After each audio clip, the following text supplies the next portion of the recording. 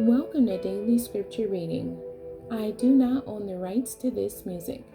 Judges chapter 16. This is the Amplified Version. Samson's weakness.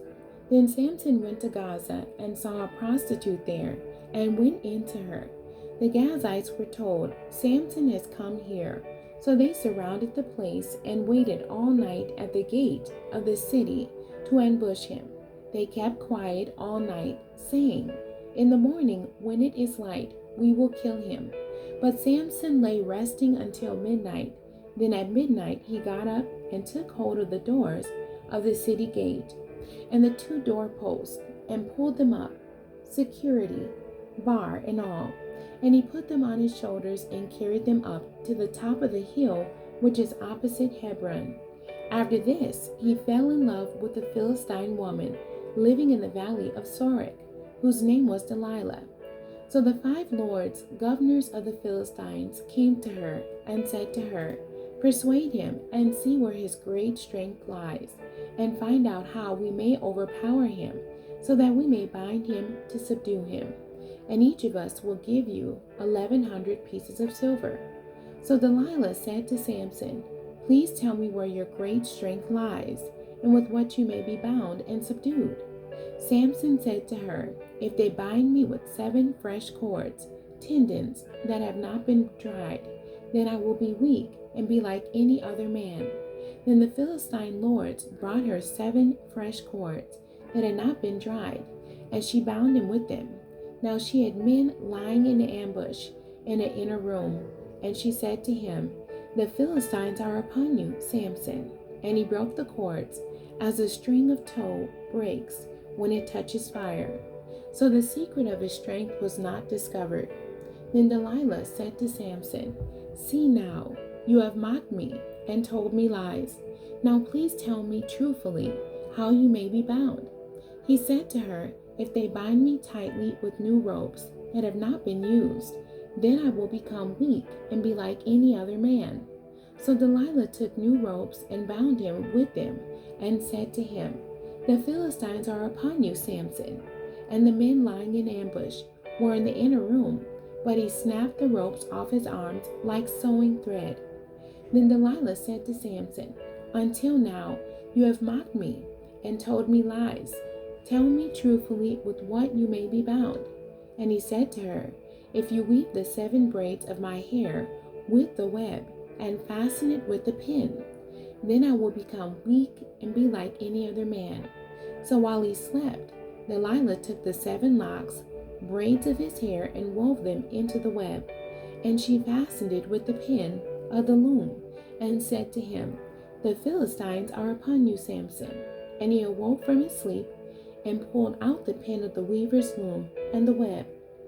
Delilah extracts his secret. Then she said to him, "How can you say I love you when your heart is not with me? You have mocked me these 3 times and have not told me where your great strength lies." When she pressured him day after day with her words and pleaded with him, he was annoyed to death. Then finally, he told her everything that was in his heart and said to her, "A razor has never been used on my head, for I have been a Nazarite to God from my mother's womb. If I am shaved, then my strength will leave me, and I will become weak and be like any other man." Then Delilah realized that he had told her everything in his heart. So she sent and called for the Philistine lords, saying, "Come up this once, because he has told me everything in his heart." Then the Philistine lords came up to her and brought the money they had promised in their hands. She made Samson sleep on her knees, and she called a man and had him shave off the 7 braids of his head. Then she began to abuse Samson, and his strength left him. She said, "The Philistines are upon you, Samson." And he awoke from his sleep and said, "I will go out, as I have time after time, and shake myself free." For Samson did not know that the Lord had departed from him.